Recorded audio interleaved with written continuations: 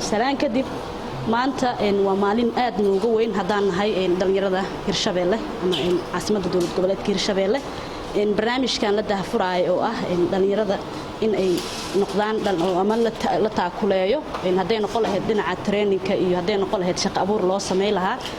marka hore waxaan ugu mahadcelinayaa hay'adan iyo wasiirka dhalinyarada oo juhdi badan geliyay barnaamijkan dhalinyarada lagu taakuleynayo waxaan rajaynayaa barnaamijkan inuu noqdo dhalinyarada inay si toos ugu faa'iideysan doonaan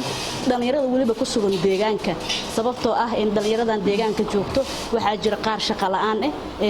aan haysanin wax shaqo haddana wax bartay deegaankana joogo marka waxaan ka rajaynayaa wasaaradda dhalinyarada mashruucan ma jirin wali deegaankana lagama hirgelinin maadaama uu yahay mashruucii ugu horeeyay ee la keenay Hirshabeelle waxaan rajaynayaa inaan ka faa'iideysan doono dhamaanteen wasaaraddan waxaan kula dardaarmayaa iyo dadka gacanta ku qaban doona barnaamijkaas dhalinyarada ee qusaysa markaas ka shaqeeyo arrimaha dawladnimada iyo sidii hore lagu gaari lahaa inay soo qaban qaabin doonaan ka qayb gali doonaan aadaan u mahadsantihiin